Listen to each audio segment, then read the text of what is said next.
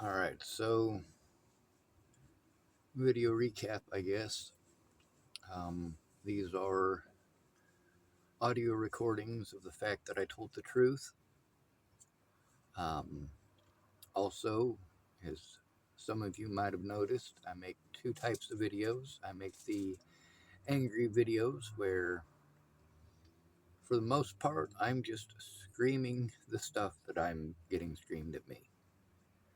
I'm making the example. Then there's the calm and collective videos, the ones that you guys tend to want to ignore because I'm not raging. And therefore, since I'm not saying what it is that you want me to say or what you expect me to say, you're going to ignore it until I do something desperate so you can go, see, see, see. Anyway, so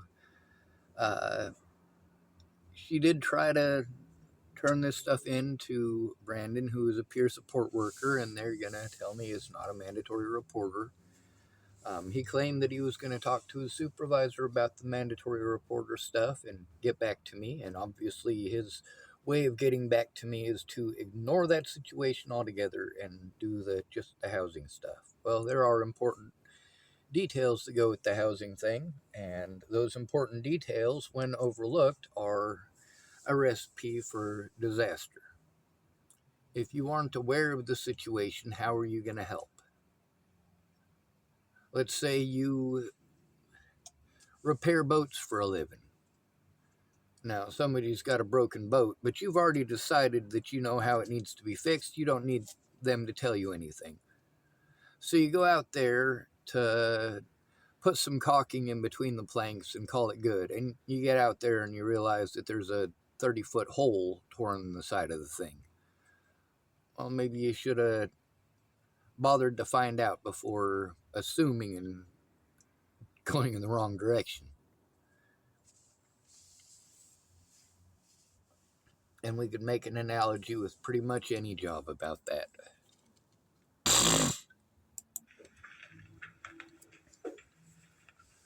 So this is the part where I'm leaving. I'm doing my best, Sean. Yes, ma'am. And her and I speak as I'm walking home too. Anyway, like I said, we get a half an hour and that's it. The people that I was told were supposed to call me back haven't called back yet, and they were supposed to do that well over a month ago, and it ended up just me running around in circles. I was supposed to meet with Russell to turn this stuff in on Thursday, but the Thursday they came up after he said that was Christmas. Then the Thursday after that, they were closed because of New Year's. And then the Thursday after that, I guess he got into a motorcycle accident. And then the Thursday after that was last Thursday, and he was busy. So it's a situation where, I'm doing the housing thing. But it's a situation where I was sent here on multiple occasions because of the abuse. It is something that they need to be aware of. The other people, for example, like Russell. They do, because it's ongoing and consistent. It's been going on for years. It's not just like a one-time thing. Well, Russell and Shelley both got to see the videos, and Brandon hasn't got to see the videos yet. Okay. Sir, you're welcome. 10:30 a.m. See you next week, Sean. Yes, sir. You notice the 30 minutes, and then he's out of there.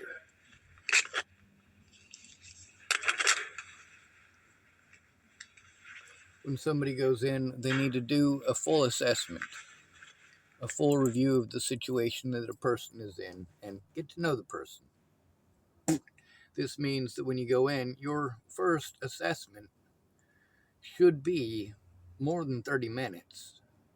Once they've diagnosed and assessed the issues, it's time to work on a solution. When it's a vulnerable adult who's having to go to these services for help, obviously we're having problems getting friends or family members to actually help us, friends or family members to actually care. Most of these services, including Care Incorporated, most of these quote-unquote welfare services and mandatory reporter laws were created because for most people, they are victimized by their own families. And people don't care about the quote unquote mentally ill. So you just call somebody mentally ill after you victimized them, it makes it okay. And that shouldn't be that way. These predators who have done this to me, including police officers, know that I don't have the money for a civil lawyer. They also know that without a friend or family member helping me to turn this stuff in, I have zero chance of being heard. But then the friends or family members that I have to help turn it in, a lot of them, it ends up being me hearing their stories, but we never turn in their stories. When I offer, it's oh, well, Boulder is saying that they're going to work on it, but 3 years worth of Boulder doing that shit.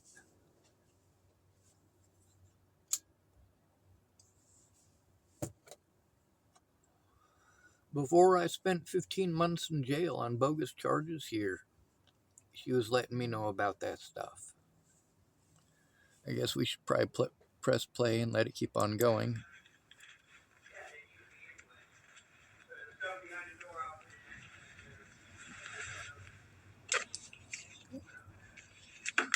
I'm going to pause this. A full assessment for somebody who's not having any major issues at all, it should take about an hour and a half to 2 hours. Somebody who's got some pretty major issues, we're talking about 2.5 to 4 hours. Somebody who has as much evidence as I've got, we're talking about days and days and days. But we could get it initially started within about 4.5 hours. But the initial assessment, if a friend or family member is involved in it and they're making an actual assessment instead of pushing the housing thing like a bunch of goddamn crackheads, you could get something accomplished. But obviously, CARE is not going to do that. They're not willing to do that. They're extremely unprofessional. All they want is for me to fill out their what we call billing acceptability. Basically, they bill the United States government, and the government takes a look at the paperwork and says, oh, well, these people are visiting, so we pay them. It's acceptable to pay them some more money. One of the things that Claire keeps bringing up is them wanting to have you sign a piece of paper saying that you're a drug addict in order to be at the homeless shelter here. That's not okay. And it turns out, even though they keep trying to push that that's a homeless shelter, it's not a homeless shelter. And we can't really call it a drug rehab either, because the people who were running the AA meetings when I was out there for certainly were not sober.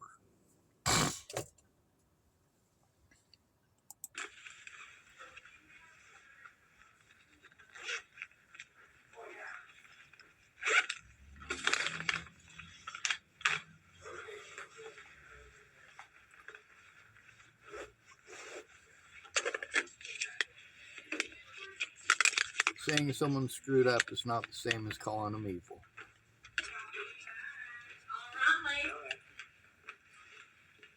We'll figure it out. I think. What, you need it? No, I don't know what it is. I was going to get something that Alright, so one of the things, I'm out of the building now, so we're good. Okay, good. So Yeah, one of the things, I did my best. I'm sorry.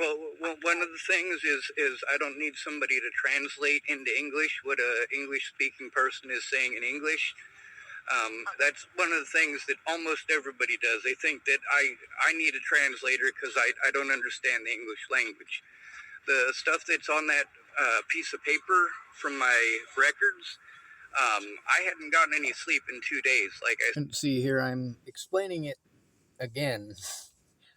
This is 9 times that you guys have gotten to hear it, and I want to say I said it at least 3 or 4 more times in the ones that I'd have to spend hours and hours trying to post up little bits and pieces of the other conversations to basically edit out the part where there's kids talking. So it does kind of make it a pain in the butt, but she definitely said it, or I definitely explained it to her quite a few additional times. So this is after we've left, and I try to explain to her how it comes across and how it's perceived, and also that it wasn't quite the right time or right place, because like I said, what we were prepared for to make those calls in the morning, she was trying to do that during the thing where he was showing that he obviously only cared about the housing part and that's what he wanted to work on. So this is the part where she's going to explain that she was trying to do that for Brandon's benefit. And I can, to some degree, understand that, but I've also got a lot more experience with helping others turn stuff in. And basically, I'm trying to train or teach people the experiences that I've had so that they understand not to make those mistakes. If I explain to them other people making those mistakes and the repercussions for me, maybe they'll understand it. But then when I start trying to explain it to them in that way, they automatically make a connection that it's something that they're doing. Even if I'm not talking about their situation, they do that as well. And then it immediately becomes they feel they have to get defensive and start explaining, even though I haven't gotten to finish what I'm saying. And that is very, very harmful for a victim trying to be heard. And then there's the folks who want to be insulted by the word victim. How dare you say victim? You're a horrible person for saying victim. Well, I'm being victimized. That's not difficult. She also verifies multiple times to me that she's seen the evidence of the abuse. But this is actually the first time she's ever done the being on the phone with me while I have to actually turn something in. Which obviously it shouldn't have taken this long, but the reality is it did take this long. And when I'm explaining it to her, instead of chastising her in front of Brandon about it, I held my tongue and I tried to talk to her, one on one about it. Of course, this is also while I was going for a walk. So when I press play, there's parts of it where you're going to hear my voice raise. And while she doesn't take it personal, you guys might, but she understands that it's the traffic, kind of like the siren in the background derailing the train. Said, and we took that part where I got the low scores at the very end of that. So, I mean, I was basically asleep. I didn't know what the hell was even going on. That's how little sleep I got. Now, as far as the visual memory, absolutely in most situations, but also it's the sheer quantity of this stuff, and also as far as the Why am I housing overwhelmed? stuff goes, there's some pretty important details about that since Brandon's working with me, I needed to let him know. Since you kept on interrupting me to say, "Oh, Brandon's working on it. Brandon's working on it." I know he is. That's one of those things where every autistic person. So at that part, you got to hear me speak a little bit quicker. There was somebody who had been my predator previously who was in the immediate vicinity, and it kind of made me a bit obviously jumpy. It obviously makes me feel uncomfortable, kind of like seeing Zachary Dose. Obviously, that's going to make me very uncomfortable. If I see Chris Stafford, that's going to make me very uncomfortable. If I see Andrew Wolnez, of course, that's not going to be a comfortable situation for me. Get sick of hearing that shit. Yes, I'm in the same room as the guy. I can hear him. So it's a situation where I'm, super frustrated with it because every time I fill out the paperwork, I take it in, it gets lost again, and then I'm stuck with somebody for months and months and months.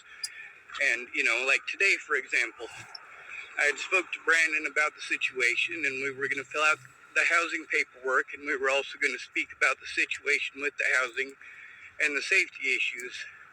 And as far as there's vehicles going by. So during that, basically what you were doing was correcting me every time that I opened my mouth. And that basically, I know, I'm just explaining why it comes across that way. It's a situation where instead of backing me up on the situation, when you are doing that, it's not something where you're intentionally trying to detract from me or deter from it, but the way that it comes across is that you're having to talk to a retarded baby who doesn't know any better. And Brandon already knows I'm not retarded. They know that I'm funny. They also know that I'm highly intelligent. They were literally warned about my intelligence. How cool is that? I'm sorry about about that. I was trying to do my best. I was just trying to make him, I wasn't trying to interrupt you, but I was trying to make him feel better. Put him at ease. Yeah. Especially when I started talking about his coworkers, and with the comment that he made, it was obvious that he's sidestepping it, which is different, and Okay. it's still the same thing. It's still just as wrong. But what you were doing for the preparedness that we had to get started on this, you did really well. I tried my best. How can I do better? Well, so Whoa. the correcting me. Holy shit. Wow, did you guys hear that? Yeah, I'm feigning excitement, but it's actually an exciting thing. How can I do better? What can I do to improve it? If I'm making a mistake, what can I do to correct it? Now, one of the other issues is I tell her over and over again, and it just doesn't bite. It doesn't quite grab hold, and I'm sorry I'm belching while I'm talking. Now, obviously, you can go ahead and make up your opinions about her. You can decide what a lot of other people decided without listening to it. Or you can decide with me where you want to say I'm making excuses for these people. Well, she didn't sound all that healthy in those phone calls. She sounded like she was sick. Maybe she was on Robitussin. Maybe she was drunk. Sure, maybe. Maybe those things are true. But the reality is, what I'm doing versus what the police and TFCC want to pretend are not the same thing. And that's what you need a friend or family member to do, to fight hard to get heard. If your friends want to help turn this in, they're going to already be looking up phone numbers. They're already going to be looking up attorneys. They're already going to be looking up different media outlets. And for me, I had to do that all myself and try to literally hand it all over to people who claim to be my friends on a silver platter. Here's the hundreds and hundreds of hours that I spent collecting all of this evidence after the fact, going back and finding all of the evidence in specific that you want, and trying to show the evidence that is absolutely necessary. And I spend all of this time doing these things. Well, the next step is still to turn it in. It still needs turned in. That's the part that I need you for. I collect all the evidence to send to you, but if you aren't looking at it, then when we make these calls, you don't know enough about the situation. Also, one of the things that she's complained about as well is having to go to our predators to ask them for help. She doesn't think I should go to CARE. She doesn't think that I should go to TFCC. She doesn't think that I should go to the police. But you notice that even though I still have to try to go to these places because I don't have the resources to do these things for myself, she's still at least trying to make an effort to learn to do better. And by do better, I'm not talking generalizing, just saying do better. I mean, there are specific steps that you can take to do better in a specific situation. If you want to do better at running, one of the things to do is calisthenics. Increase your ability to hold oxygen. You'll improve your run time. There are very specific steps to basically improve the situation, improve your run time, improve your swim time, uh, improve your overall max lift, improve your living situation or your living conditions. I'll press play again. There's parts where I might go off for too long, and then it's definitely okay to interrupt me. But if there's an important point to be made. Now you can hear the traffic in the background. You can also tell that my voice is elevated. It's obviously not elevated because of her or any emotional thing with her. It's obviously elevated because of the background noise. Shit, traffic. It's important to let me make it, And that's kind of difficult when most people interrupt me always at the same spot. A lot of the stuff that I tell you about, that I'm trying to get you to understand the situation with others, some of those things you do, and then when you do them, it makes a connection in your mind that I might be talking about you, and in almost none of these situations am I actually talking about you. Now, I'm going to stop it there. In most of these situations, what I'm trying to get her to understand is it's not just her. This didn't start with her, and most of the people that I'm talking about who did the things that she's literally keeps on doing, most of those people were right at the very beginning, and it wasn't one Claire helping me. It was 30 different people that I didn't know, and about 5 people that I did know in real life, that were all deciding amongst themselves as a group what it is that I should do without my information. They were just assuming and deciding amongst themselves. A bunch of strangers and some people who I had stopped being friends with. That's one of the things about the people who claim that they were going to help me after Natalie was killed, is that most of these people I stopped being friends with while I was in Virginia visiting Natalie. I stopped being friends with Candace Bondurant. I stopped being friends with Jerry Sparks, and I stopped being friends with Amanda Ingelein and Lana Ingelein. And, you know, after Natalie disappeared and these people wanted to come back into my life,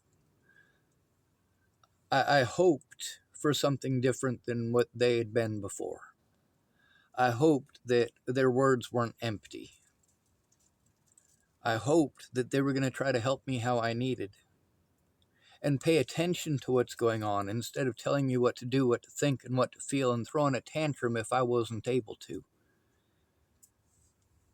So when we get to those points, about me, I was trying to make him feel better about you. Right. Well, I was talking about when you and I are talking, because when we have that situation and we don't get past that particular point, then later on, the chances are pretty good that he's going to interrupt me at the same spots that you did. People tend to get sick about the same period of time. They tend to interrupt about the same amount of times. Their patterns are pretty consistent. Yours are not. Your patterns are useful because they're not readable. To most people. I'm trying to help, and I want to know how I can do better. So. Well, you're doing a great job of listening, which is... Her patterns are extremely simple. They're not complicated at all. Her situation is complicated, absolutely, but the patterns that she establishes are pretty consistent.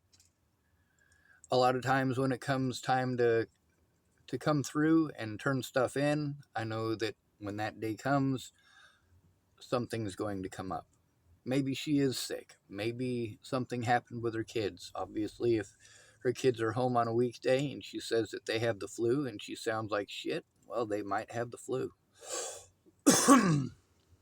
If they're starting to recover from it and they're starting to get an appetite, well, that's a good thing. The fact that they don't want snacks means that their body is craving something healthy, which means they're on the mend, and that's good. Let's press play because I'm going off topic. More than anybody else does, and that's the number one situation there is listening. I won't be able to hear you for a minute because traffic is driving by. Thank you, sir. Apparently they're kind enough to let me cross. So one of the things is when I'm bringing up stuff like that,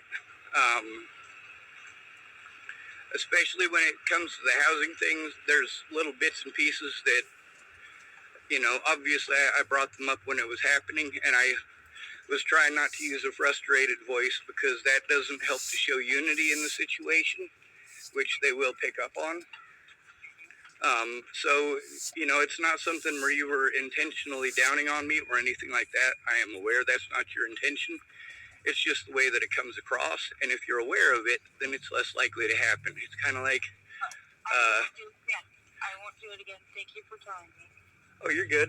Well, She does get really apologetic, but the one thing is, she kind of comes across as sort of being afraid of the situation, or directly afraid of me, it seems like.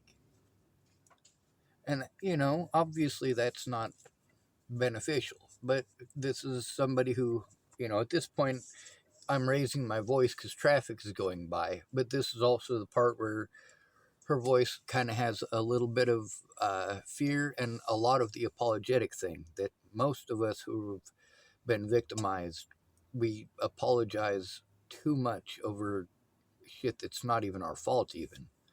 So, this is a part where, because of the loud noises in the background, my voice is elevated, and even though she's aware that it is an autistic thing, it's also a situation where she's used to the neurotypical screaming and the neurotypical, talking down to somebody, and it still has that effect, even though she's aware of it. That's one of the things about many people saying, well, you know how this stuff goes, so why are you still having those reactions? Why do I have emotional reactions to something that most people have emotional reactions to? Well, that's simple, because I still have emotions. People do things that hurts. It still hurts. It doesn't just magically not hurt because I'm autistic. It's not like I'm stop having emotions or never had emotions just because I'm autistic. I've heard parents of autistic children who have told me that autistic people don't have any emotions. That is absolute bullshit. You probably will do it again, which I'm fine with. I'll try not to. How about that? That works. Yeah, I could go being as hateful to you as I want. She does try. She also continually makes the same mistake over and over again. The attention deficit squirrel, or chasing the pot at the end of the rainbow, or attention deficit shiny, or whatever you want to call it. It's a difficult thing, especially for people who have PTSD. For her, hearing my story, because she's lived through some similar stuff herself, it does trigger her, or triggers a memory that she feels she needs to share.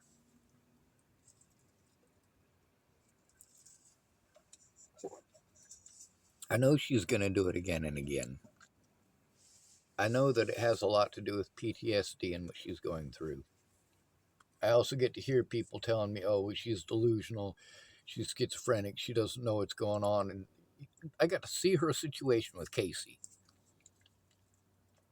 A lot of the other stuff that she talks about, I never met those people. I don't know them. I don't know what they look like. I don't know what they smell like. I don't know what they sound like. But Casey in specific, I know that one for sure. So that's what I can for certainly turn in with her as far as her actual abusers.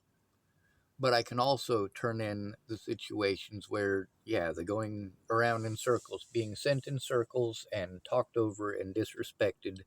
Her and I both had to go through that at TFCC and CARE and several other places. Matter of fact, Shelly is one of her predators, not just mine. And that's also recorded on this channel. Just because I didn't get my way right when I wanted it. But the thing is, I screw up all the time. I make mistakes. I tell people things that at the time I think are the truth, and then it turns out to be incorrect. But I do the right thing, and I admit that I made a mistake. Yes, ma'am. And may I interrupt for just a second? Oh, yeah. Okay, so I wasn't saying those things to demean you. I was trying to make him feel better because I could hear him typing in the background. Like I said about the typing thing, no, he wasn't typing. Neither was I. We were using pens and we were writing stuff. So, this is the fourth or fifth time that she's felt the need to say this. So she's definitely defensive about it, but she's not trying to be a dick. She's trying to justify it, which usually means make an excuse. That's the way most people use justify. Um, the reality is, I did hear her the first time, and we can take that piece of information and we can add it to the rest of the information that we have. We don't have to consistently interrupt to say that same thing, because then it disrupts my ability to connect the dots. Now, it's obviously very difficult having to do extra steps and extra recordings and all this stuff. Whereas, I'd like to be able to safely sit down with somebody in person where I have the papers in person and I can show them in person. And if there's stuff that I need help with, then they can help me because they're here. I don't have to spend, hundreds of hours to try to get this evidence organized and sent to them across emails that are unreliable. It's definitely something I don't want to have to post all this stuff on YouTube and Facebook. This isn't everybody's business. But the thing is, there's a lot of people who think it's their business and have already assumed that they know what's going on. And that was the problem from the start. Instead of looking at the evidence, people wanted to assume based on their bias. And I've been through fucking a decade of hell over this. He was actually clicking his nails. Oh, he was clicking his nails. He wasn't actually typing. And he did click his nails a little bit just while he was reading some stuff. And it's not like he was doing it the whole time. It was like maybe twice. But there was no computer. Yeah, he was clicking his fingers while he was reading. It's a nervous tick. Okay, so I thought he was typing, so I was trying to make him feel better, like, thank you for your time, I understand, like, this is... The thank you for your time thing's good. I'm also disabled, like, and I'm not trying to make it about me, so if he'd have been typing, I wouldn't have been able to speak the way that I was able to, because that click-de-click shuts everything down. Click, click, click, click, click. Yeah. I thought he was typing, so, that's all right. I was just trying to show appreciation for his time. And streamline it a bit. Yeah. So he would help you. It was not a slight against you. I know. Okay. That I knew 100%, or I'd have said something in the meeting. I'll do better next time, okay? Yes, ma'am. Well, that's the live and learn experience. That's one of the things with a lot of people who want to tell both of us things that are absolutely untrue, but from their perspective. I mean, this is out of the 5 times that she was going to be part of a meeting with the people at CARE. This is the first time that she actually took part in that. Although we weren't exactly prepared for it, because the thing with the peer support workers is that they're being instructed by their boss, Melissa Hampton, or Melissa Hamilton, one or the other. I think it's Melissa Hampton. They're being instructed by her to only focus on housing and to ignore everything else. She also instructed them that the sheriff's department told her they are not to call the sheriff's department or the police department if one of us is harmed. They are only to call the sheriff's or police department if we want to hurt ourselves or someone else. That's absolutely against the law. They're literally ordering people to ignore the crimes that are committed against us so that when we have a mental breakdown over this, they can arrest us. They believe that it must be because they've never been in the situation. For you, you're kind of new to a lot of this, although what you're doing as Mama Bear there in Colorado is exactly what I was doing. So, I mean, you're also a mother, so you know what that shit's about from the start. I'm at traffic right now, so I'm sorry that I'm losing my train of thought. All right. It's far enough off, I should be able to hear you now. I just want to reiterate, I am sorry, but I did my very, very best, and that was a good trial run. It absolutely was.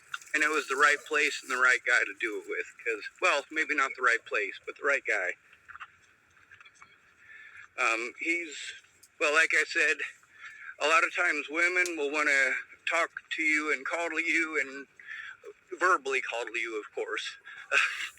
But with guys, they get pretty short and straight to the point, and a lot of times they'll shut you down sooner than a woman will. But I'd rather be shot down quickly so that I can start off with somebody else than have somebody string me along for months and months and get nothing done.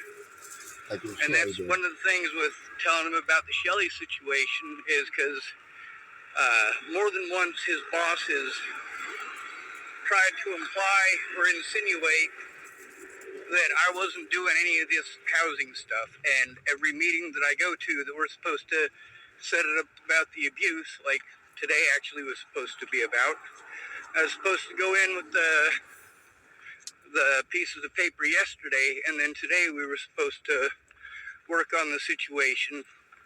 But instead, he wasn't there yesterday, so I had to take the pieces of paper in there today. So the stuff that he was saying where he kept on we set up 2 appointments. One appointment for Thursday that wasn't any general set time, and that was for me to bring in the housing paperwork. We also had it set up for Friday for me to visit with him again about the mandatory reporter stuff, which he was supposed to ask his boss about. Well, this recording that I played of the meeting with him, that was supposed to be the meeting to address the mandatory reporter stuff. That's specifically what that Friday meeting was for. I made it to the Wednesday meeting. I made it to the Thursday meeting. I made it to the Friday meeting. He didn't show up for the Thursday one, but there was no set time. There was a set time for the Friday one, so I was able to get Claire's help because I knew the specific time. I wanted to say it was 2 o'clock, but it was actually at noon. And I had originally thought it was at 10 or 10:30. Directing it back to the housing thing, well, that's what they do literally every time. And I've already filled out these papers literally 3 times since I've been out of jail. So it's not like I haven't done it. What I'm sick of is having to do it and redo it and do it again and do it again, and we're not getting anywhere about the abuse. They just redirect it back to housing. We're also not getting anywhere about housing. If they were going to give me housing, I'd be in housing already. No, you would. So when they're wanting to redirect it to housing, I'm fine with that. We can work on the housing and give the details, and you were doing a great job of that. I'm trying. I'm so sorry. I tried. Well, that part you did great on. It's difficult to know when we're talking to a specific person or a specific agency what it is that they're wanting to hear, what they're willing to hear. That's why the stuff that was on the 4 pieces of paper from the hospital, the one with the 3rd page that addresses friends and family first. The one that I read to her. You guys might have followed that one as well. I don't have them currently handy, but they are on my YouTube channel already for everyone to see. It's just back a few videos, and I do have them in my fanny pack, so I can pull them out eventually and show them again. So that's basically the guidelines that I've had to follow since 2017 about the abuse. I've followed everything that's on there. May I interrupt? Yep.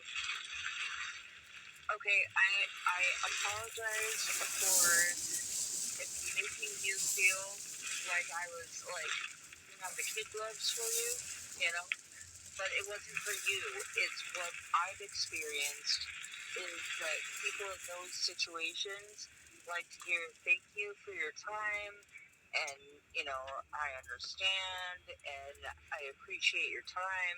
Like, they like to hear that calms them down. Yeah, I usually do. Actually, that's the part that you guys don't get to hear.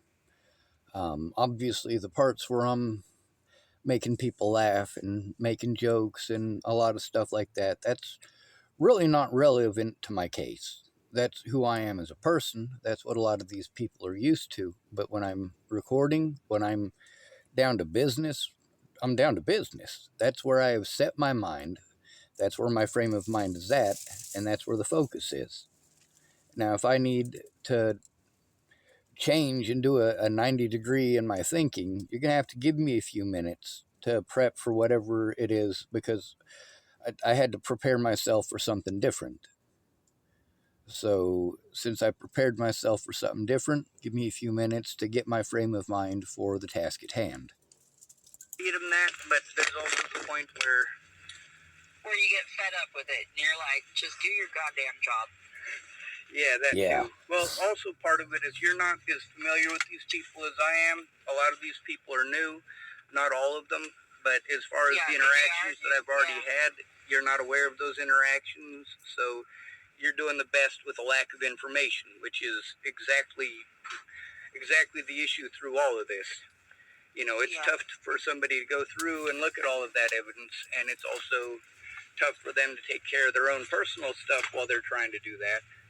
And it's also even tougher when they're sent around in circles. And you've gotten to see on multiple occasions what happens when you turn it into the right person and they do what they're supposed to. It happens right away. Well, that's the same with the stuff that you said to him today and the stuff that I said to him today. Not only is it recorded, but also, yeah, they're all mandatory reporters, and he was sidestepping it. So I didn't take what you were doing as an insult or anything that you're doing to be harmful. I took it as you not being as aware of the situation Yes, as I would like you to be. But there's a difference between being as aware as I'd like you to be and being as aware as you are capable. And you are as aware as you are capable because of the PTSD, the stuff that you've got going on in your own life, the stresses that you have, having kids. Like, yeah, I everything that you tell me about that stuff, I tend to believe it, but also it's part of the circumstances, which is important in court. And if they want to ignore the circumstances, like for example, when they claim that I wasn't trying to get help and the people wouldn't help me probably because of the way that I act, well, in reality, lots of people want to help, but reality gets in the way. And also, a lot of people put way too much into coming forward. Like, if somebody assaults your kid, I don't care if you have a felony record, as long as well, I don't have anything that's wrong. I'm a white guy, but whatever. You know what I'm saying? You know, I know what you're saying, yeah. They're still going to listen. Ted Bollinger is a multi-time felon. Alicia Bollinger is a drug addict who's been arrested many times for it. The same thing with Natalie Bollinger. Of course, you got to read that. And just so you know, the stuff that I sent you from Natalie, the stuff from her sister is exactly the same. Yeah. And you know, I've read through it, and it's really hard. I have to admit, it's very hard.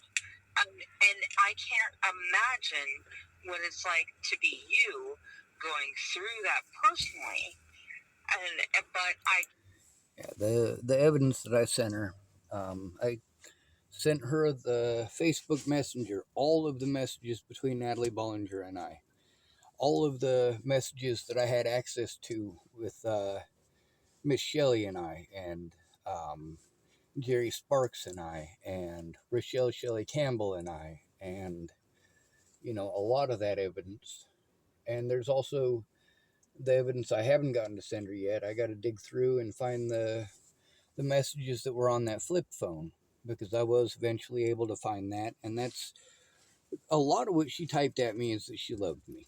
And the same thing with Alicia Bollinger. A lot of their messages were them telling me that they loved me. But there's also the messages that show that the things that Natalie and Alicia used later on to claim that I was stalking them, the actual messages where they told me or asked me or invited me or other such things, where these were their ideas. They left that part out, but it's still in the evidence. It's still in our Facebook Messenger. Can personally, like, say that I've experienced these problems in Tillamook County and all these things, and what I was trying very hard not to do is speak up and say, well, I already know because this is my experience. Like, I was trying very, very, very. So, see, she took something to heart and she did try to implement it. She was trying to make the effort not to make it about her and her situation. And she's speaking about that, about how difficult that is. And it is difficult. It's very difficult. especially when you have been taught to interact with certain people different than others, and you may not have been intentionally taught those things, but those things are the reality for you nonetheless.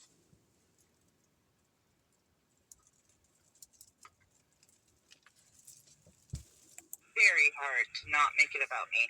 And so I'm sorry that I didn't do exactly what you needed, but I really tried, Sean. I really tried, and I'm here. I'm gonna tell you, I could tell you've been kicked around like a fucking naughty horse because you apologize about a bunch of shit you already apologized for, and ain't no need for an apology. I do the same thing. Yeah, well, yeah, that's another thing. Somebody said the I'm sorry's. Yep, you didn't do anything wrong. That drives almost every autistic person I know nuts. The constant I'm sorry's from people who, well, even we start doing that stuff because we're trained. That's what we're supposed to. We don't want to say that bullshit, but then we get caught in the trap of expectation. I don't want to have to apologize for getting the shit kicked out of me and a rib broken and left for dead. But when I'm asking for help from somebody like you have to be like, yes sir, yes ma'am, thank you for your time. Giving them a rim job isn't good enough. You have to full on tongue that salad. It's like a goddamn dance. Yeah. And you're like, can I just be honest with you right now? Well, the two people, and I have the recordings from them. The last time I spoke to them, or spoke to Marie, who is Brandon's. All right, so Brandon's boss is actually Melissa, who we're trying to turn in.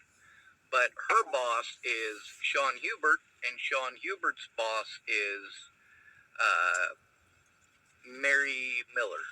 So right there, we've already gotten all the way up the chain of command with me, and with you, you're starting with the bottom man on the totem pole because, getting the time to actually listen to those recordings is not easy. Oh, it's not easy, and it hurts my heart because I know you. Like, I know you. God, it's so hard.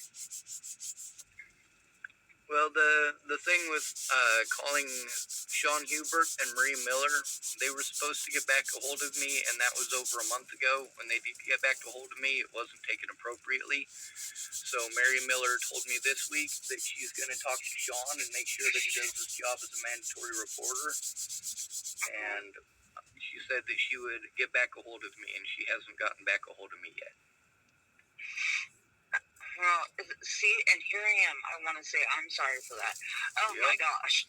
We're trained. Now, if you listened to 4 or 5 recordings back, the recordings on here, not the recordings on YouTube, probably about 4 of the recordings back, I was explaining to her who it is that we needed to call.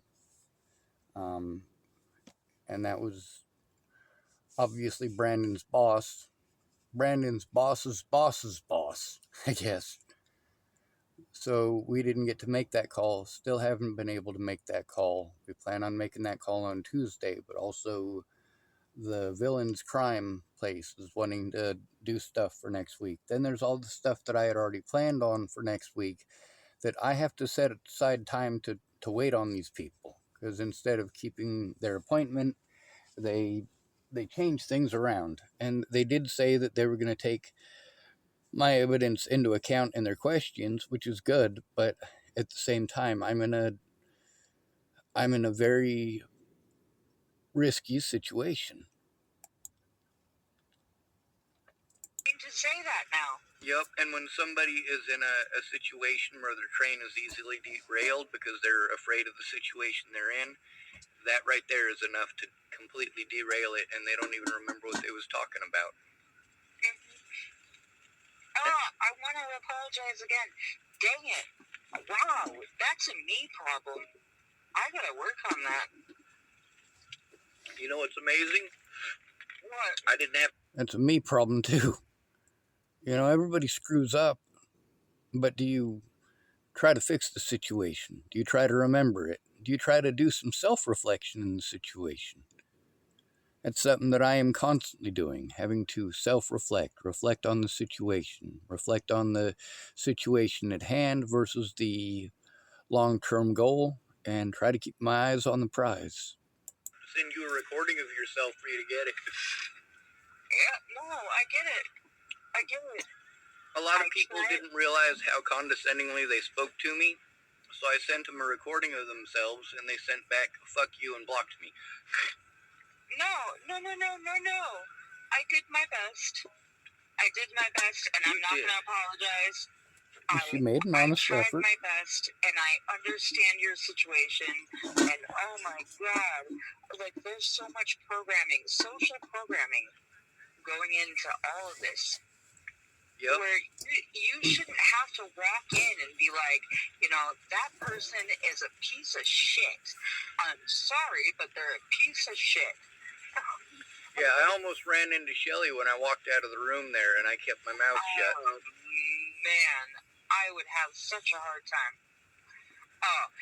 Okay, so I'm going to tell you a story, and it's about me, but you'll get it and understand why. She's got some major issues with Shelly, too, and if you've been paying attention to the recordings with her, yeah, Shelly took part in human trafficking her children, and is ultimately one of the people responsible for the abuse that happened.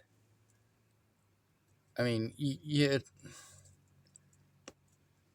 don't let some dude leave state with a child that's not theirs. Should I stop the recording? No, you don't have to. All right. Okay, so there's a place up here called Crossroads Ministry, and there's a lady there that is very, very, racist. Crossroads Ministry is actually on my YouTube channel. If you go to Dogged Roman, and you go, or Sean David at Dogged Roman, and you go back to those periods of time that I was in places like Longmont and Fort Collins and places like that. That was when I was having to run around from place to place in Colorado after Natalie disappeared. And that's one of the churches that was at one of those locations. Against white people. And her name is Ava. I know Crossroads Ministry. And she loves to help all the people that speak Spanish. Well, she didn't realize that I understood Spanish for 5 years. And I just sat there and listened to her. And then one day I was like, hola, ¿cómo está? And she was like, oh, crap. I was like, that's right, Eva. And it turns out that, her name is Ava. It's EVA, but she likes Ava. But, she always calls me Jordan. Not Claire, Jordan. So I'm like, okay, Eva. I'm sorry, but that's my little vindictive, thing where I'm like, yeah, guess what? All this time, I knew exactly what you were saying. You didn't know I spoke Spanish. One of the biggest things with this situation is that at this point it's turning in the mandatory reporters, not turning in the civilians who committed crimes against me, but turning in the mandatory reporters because of what they did when I was assaulted by civilians. Because they're not going to pursue those civilians, but they do need to pursue the people who refuse to do something about it, because I literally have to be afraid every moment of every day. All of my predators are still free. However, may I brag on myself for just a second? Sure. Brandon, he sounds like a really nice guy, but I feel like you are absolutely right. By knowing that you have somebody on the phone listening that knows you, that knows the situation, that holds him accountable to do his goddamn job. Yep. Language. And this time, even though we did actually focus on the paperwork stuff, that's because he actually took the time to get me the paperwork where Shelly didn't do anything for 3 months. And when I'm telling him that stuff, it's important because of how it's affecting me currently.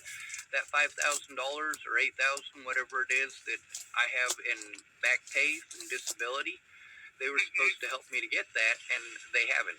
Like, I'm still having to wait on that, and I'm losing more evidence and more property having to wait for it. I'm having to, because I don't have a vehicle, I can't even travel to go get my evidence that's in storage. I also can't travel out there to pay my storage bill, so somebody else is doing it.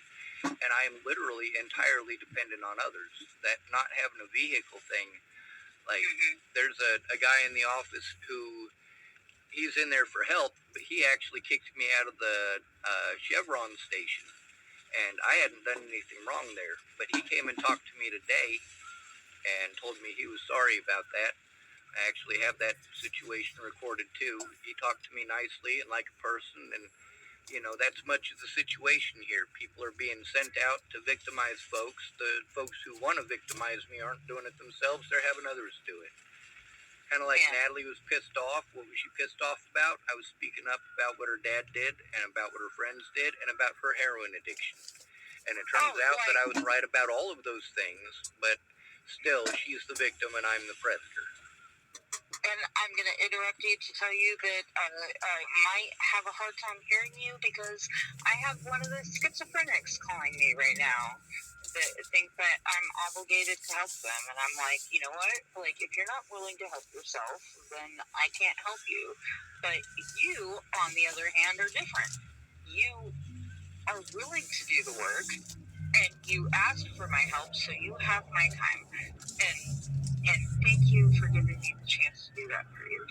Because Now, those of you who wanted to continue playing that drinking game probably drank about 4 or 5 more times during this video. I highly recommend not making these into drinking games. That's my personal belief on it. Even if it's only soda pop that you're drinking. I'm sorry, I'm working on a stick here. It's a stick. I'm trying to keep my hands busy and keep myself occupied. wish somebody would have done that for me. And I know that you gave me the shot and said you would, and it's gotten in the way. But I appreciate you We're both too. here with Casey. Holy hell! Yes, ma'am. Well, the next people that we're going to be talking to, you'll get to talk about your situation a bit more because we got to call Shelly's boss, basically. I'm not going to tell you what to say or what not to say because you're aware. But because the time limits for today, I basically brought it down to 4 different places because calling her is important so that we can try to turn in what's going on with her employee. And I'm going to give you I can't remember what they call them when you give up some information to a movie that somebody hasn't seen yet. But anyway, in this, she eventually has to go, and she doesn't get back a hold of me until the next day. So it turned out that what she had figured would just be a few minutes was somebody that it was important to her.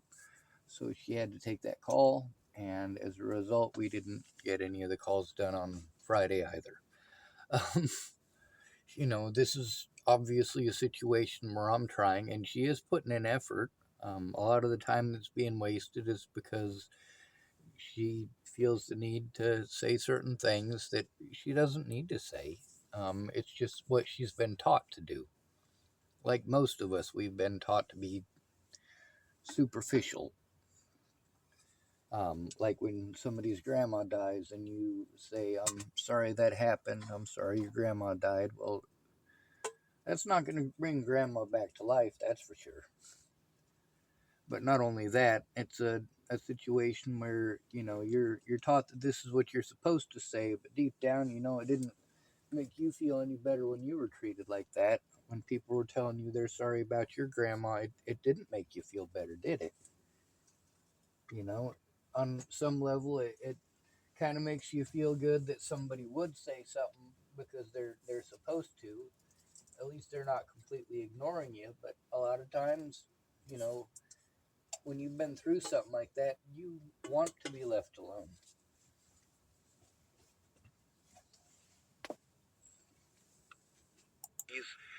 And let her know that basically this is dragging out for literally years longer than it should have. All of these crimes should have been turned in immediately. They should have been taken serious immediately. And no victim should have to move to an area and become a resident of that area to turn in crimes committed against them. Yeah. You go on vacation in California and somebody shoots you in the head, it's not magically okay just because you're not from California. Yeah. And, you know, the reason that I use those extreme crimes is because all of these other piddly little crimes add up to an extreme amount. And then there are major crimes being committed against me in addition to that. Like, assaults are not little crimes. And they know that I'm disabled. And, you know, with you knowing that I'm disabled, but also knowing that I'm intelligent, it's important to put on the front that lets them know that I'm intelligent, which isn't much of a front. But it's also being aware of how people are going to perceive particular actions or particular things you say. Like, for example, when I got Amanda Balehash for my public pretender in Colorado, because I was assaulted by officers over the Natalie Bollinger case, and Amanda Balehash, I let her know that she's basically going to be a civil rights attorney, because these aren't just my civil rights. I mean, these are actual, you know, physical harm that's being brought upon me and my friends and family. And when that was going on, the lady who was supposedly helping me to turn in Natalie Bollinger before Natalie was killed, her name was Peaches. Her real name is Kayla Trujillo. But what she kept on doing is kind of the same thing as you, except in a more, how do I say it? The attorney was trying to pretend that Natalie Bollinger was not important and couldn't be brought up in the case. And that's absolutely not the truth. They literally had me in the hospital for trying to turn in the abuse over Natalie Bollinger. Right. You know, and then they assaulted me in the hospital, and then they charged me with criminal acts in the hospital. And there's actually a pretty cool video of me walking out of the Boulder County Jail with 2 fingers up. Oh, yeah. Oh, no.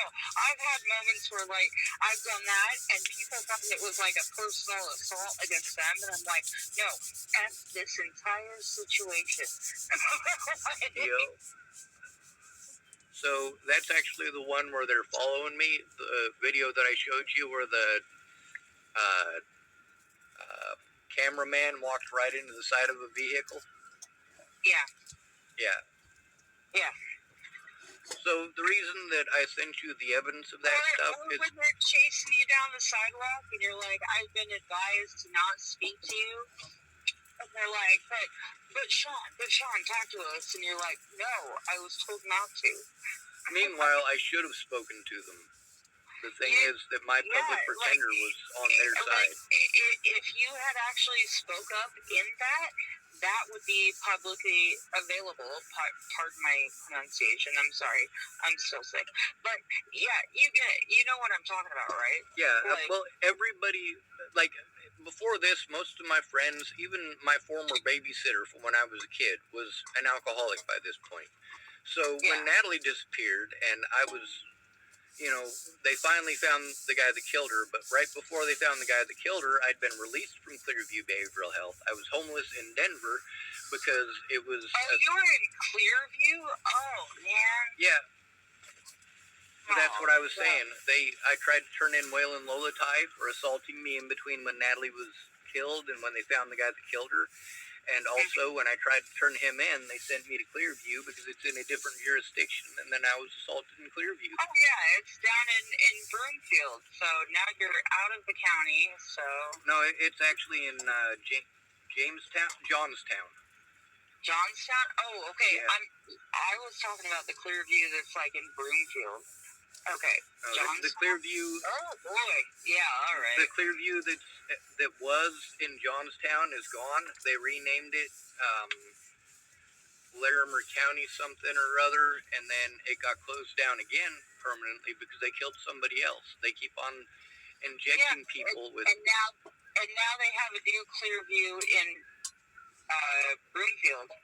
And like they're just as bad to people. And I had a person, and sorry again to talk about myself, but I had a person that I was like, look, you really are schizophrenic. Like, you need to go get help. And like they went to Clearview, and they're like, oh my God, the conditions is so awful. And I'm like, okay, well, I can't speak for that because I haven't been there, but I believe you.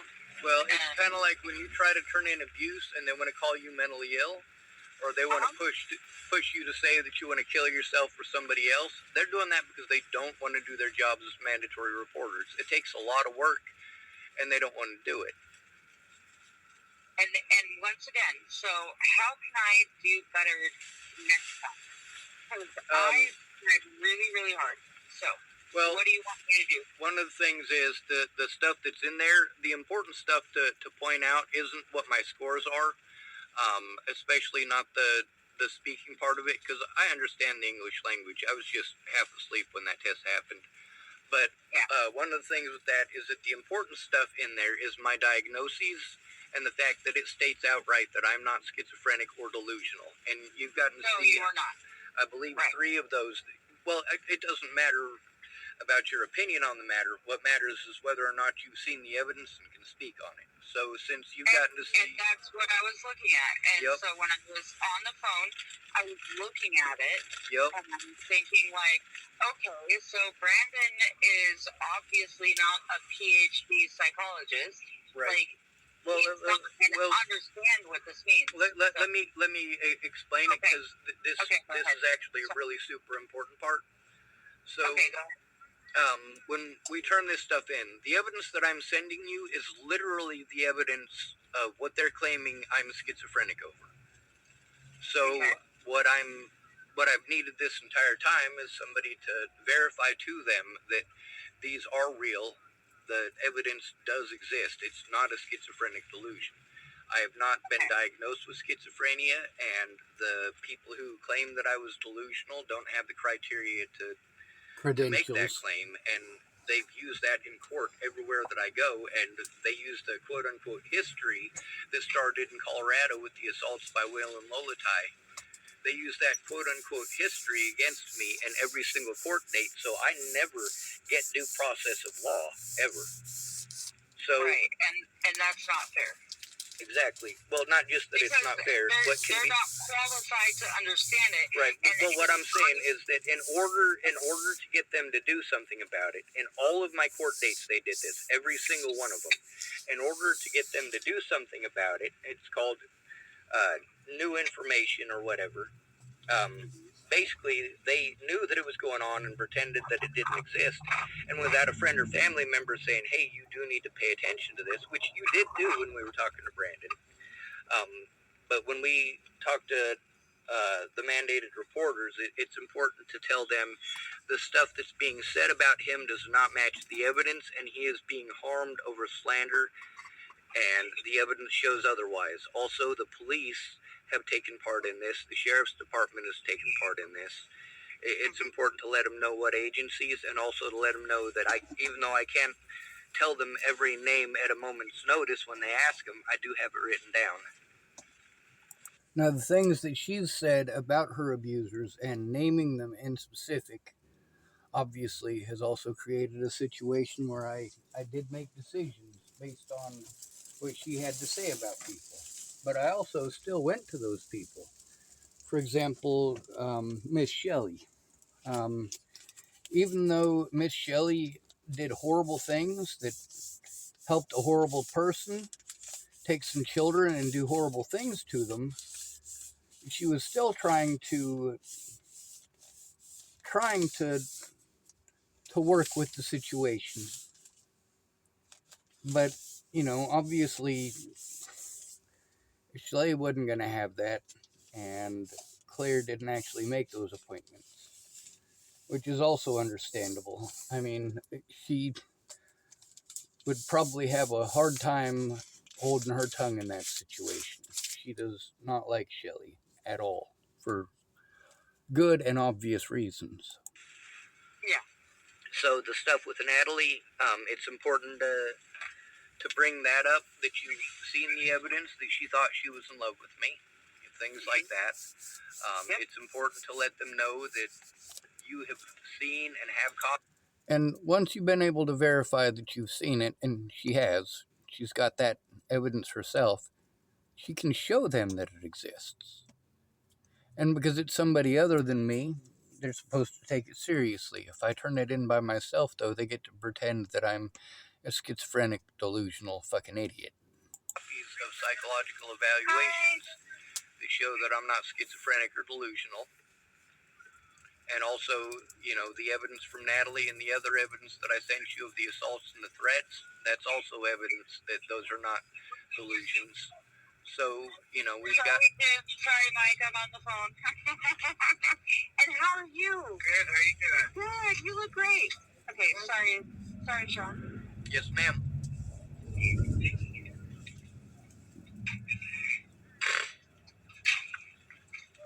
Do I need to give you a few minutes? I'm just buying cigarettes, so yeah. Yes, ma'am. I've got hundreds, sorry. Oh, yeah. Please, Mike, get it right. Scan it so you don't get in trouble. Oh, all right. Yeah, I'll do that for you. So you get the reward for doing the right thing and asking me for it. I don't know what he's asking you for ID for. You look at least your age of what, 65? Well, no, they have a system where they want it scanned, and I don't want them to get in trouble for it, Yeah, it's like when I go into the liquor store. They know I'm old enough, but, I'm looking out for Jim. I go into the liquor store because it's the cheapest place to buy soda in Tillamook. And then I always pull out my ID to show them, even though I never buy alcohol. How you doing? I've been just doing DoorDash and, from home, graphic design. Oh, my God. Oh, I know, they don't. How you doing? Yeah? You tired? Oh, well, you hang in there. Good to see you, Mike. Good to see you, Jim. I'll see you later. Oh, yeah. Okay, sorry. Once you get known for helping people, they don't forget. They know my name. In Boulder, I was probably one of the people with the best reputation in that town before the situation where I hurt my back. Well, that's how it is around here, I go around town, they're like, oh, it's Miss Claire. And I thought it was so funny when you started calling me Miss Claire. I'm like, I am so used to that. It's either Mama Claire or Miss Claire. Well, the teenagers in town, they're all like, Mama Claire, I gotta talk to you. I got a really hard thing. I can't talk to my mom. I'm like, all right, lay it on me. Well, when we focus on this stuff, we got to get business minded, and that's really important. So when we get into the storytelling time, that eats up a whole lot of time, and I do enjoy the stories because I don't have anybody else really to talk to.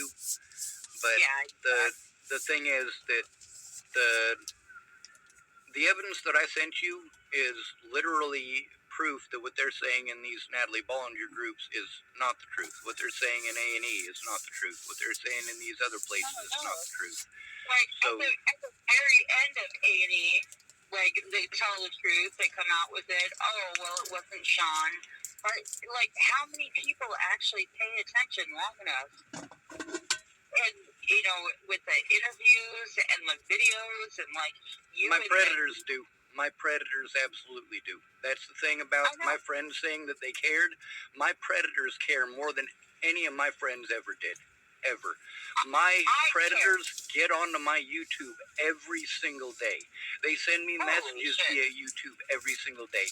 They literally spend hours a day editing and doing all of this post-editing stuff that I don't know how to do, and they do this all day long so they could post this stuff and send it to me. For like little like outbursts. Oh, see, he's violent. No, he's not.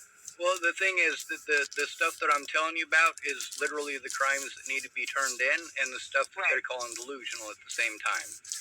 So when it comes to the stuff with Natalie, for example, all of these Natalie Bollinger sites, all of the places that have been abusing me over this, if somebody else sends them that evidence, then it's a different story. A lot of people that I sent that to claimed that they were going to share it, they were going to help me to turn it in, but instead they argued with people on Facebook but never produced the evidence. They never showed anybody else.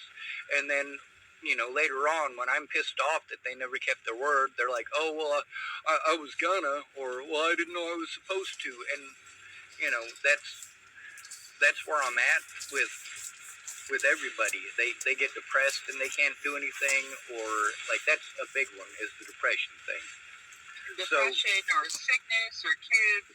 And, and I made it a really big point because I'm not trying to make it about me, but I know that I failed you in the past when I was in the situation out there.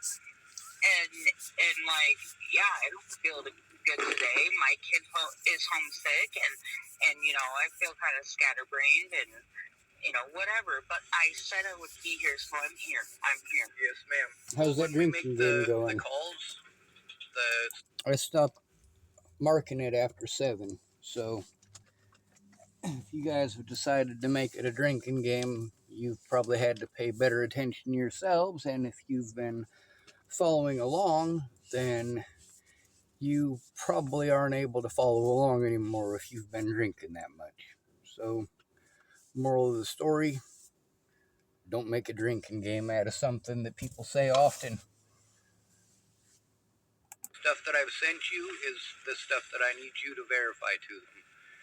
Verify that you've seen it, and if they ask for it to be sent to them, I don't know if you. I can do that. I don't know if you've had time to make a cover letter about it, but like she still hasn't made a cover letter, by the way. To see so far shows that Natalie Bollinger thought she was in love with me, not the other way around. Yeah, it also shows that while she I've never known you to hit on anybody at all. You joke about like whatever, but you mean like when I sent you the dick pic? Like that kind of shit is funny. It is. Who would expect a can of what was it, goblin spotted dick pudding? And the other one that I like is when it's a guitar pick that says dick on it.